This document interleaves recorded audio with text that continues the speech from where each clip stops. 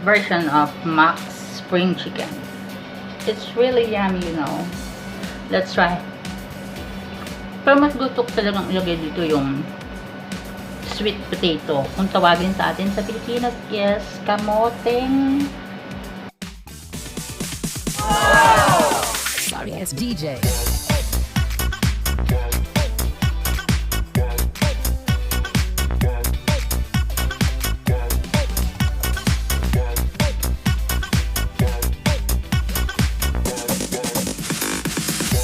Hello guys! Let's start cooking ang version ko ng Max Spring Chicken.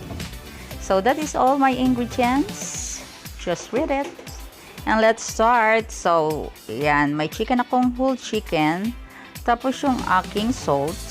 Iminamassage ko yan sa chicken with... Yan. Ganyan lang siya. Mamassage mo lang. Parang nagmamassage ka lang. Tapos yung ginger ko, huhugasan ko siya. Hindi ko na siya babalatan. Kasi mostly yung lasa ng ginger is nandoon talaga sa balat. So, ayan. Hinugasan ko siya. And then, after that, gagadgadin ko siya. Ano ba yung tawag sa inyo? Gagadgadin? Yayaryarin? Whatever. So, yan. Bale, yung parang juice lang ang kukuhanin ko. But, yung residue niya, sinasama ko na rin. So, much better kung gagawin nyo siya ng, i-marinate nyo siya ng 30 minutes before you cook. So, yan.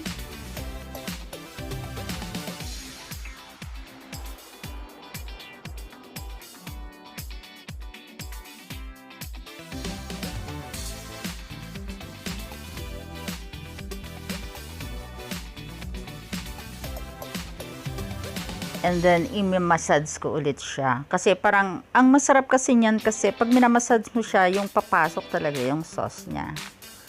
So, that is my spring chicken a la Max. Diba? Mas gusto ko yung mas maraming ginger kasi yung lasa niya talaga. Kasi, once na in-steam mo yan, is matatanggal din yung mostly yung asin. So, 2 tablespoons of asin. Yun ang mamas mo. Much better kung siya ay iodized salt.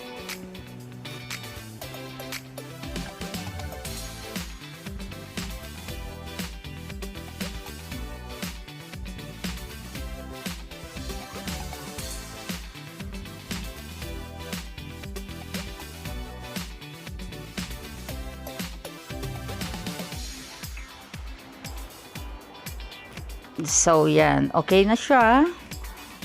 Mostly 30 minutes or 15 to 30 is okay. So, you can steam after that. Pero kinakailangan nyo talaga, pag in-steam mo sila, talagang yung boiling ng water is nagbo-boil ng boil ng boil. So, wait for the boiling. Huwag yung ilalagay nyo hindi pa nagbo-boil. So, ilalagay na natin yung chicken and then you need to cover it. Mostly depende sa chicken kung gaano kalaki yung chicken nyo. Depende. Pag big chicken, it's 20 to 25 minutes. Pero pag spring lang talagang as in maliit lang siya, it's only 10 to 15 kasi para hindi masisira yung kanyang balat. Yung skin niya kasi ang importante, 'di ba? So, yan. I steam that for 10 minutes, 15 minutes. Hindi mo naman kinakailangan lutong-luto. Ang importante doon is pumasok yung sauce. And then, yan. I-steam na natin siya, guys. Yan. Let it cool for a while. So, ang secret with yan is meron akong sesame oil. Yan kasing sesame oil is ganda ng kulay din ng ng skin ng chicken. And then I mix it with salt. I put in one bowl yung nilagyan ko kanina ng salt at nilalagyan ko rin ng salt. If you have magic syrup, you can use it. Pero optional yan. Kung wala naman, it's no problem. Malasa na talaga ang manok mo. So yan. Mix mo lang siya.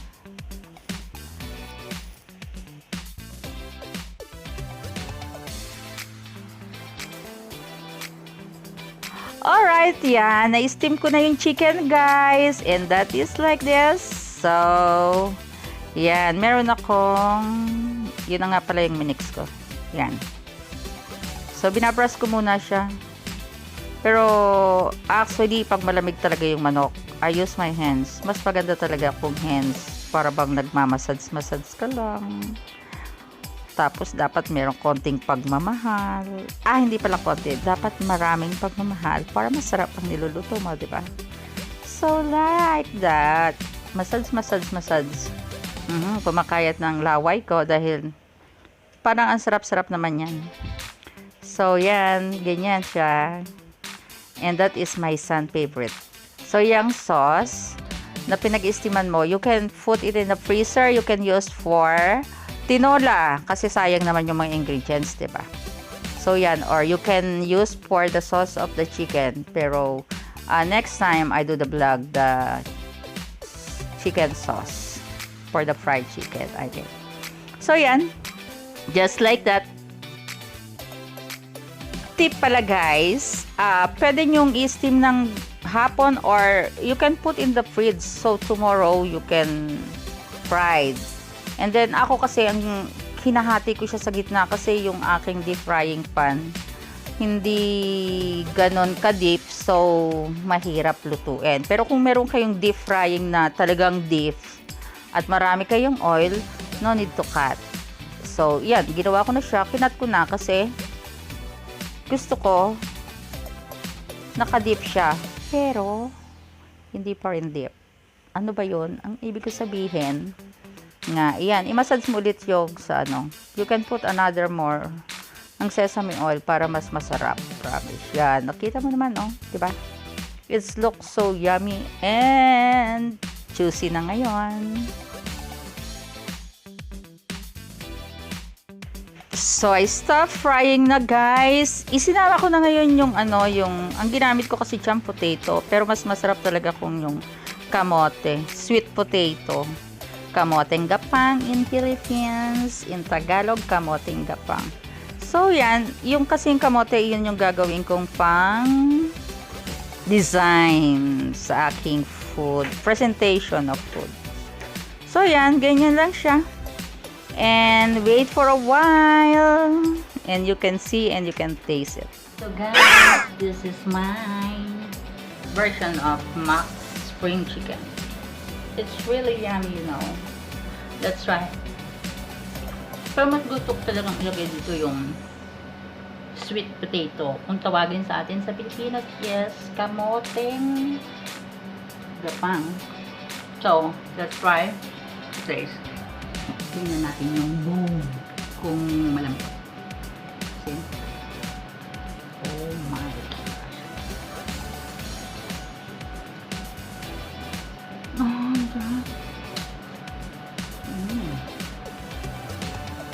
Yummy. It's so yummy. Ang sarap. I hope guys you like my video, and if you want to try, just try that. And let me know kung masarap ba or talagang malambot. Kilig to the max. Don't forget to like, subscribe sa mag-subscribe. Thank you.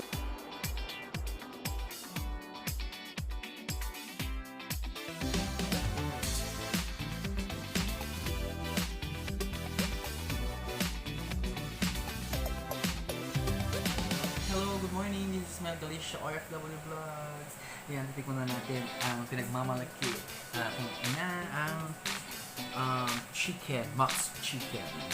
Ayan. So, tikman na natin. You don't need the sauce.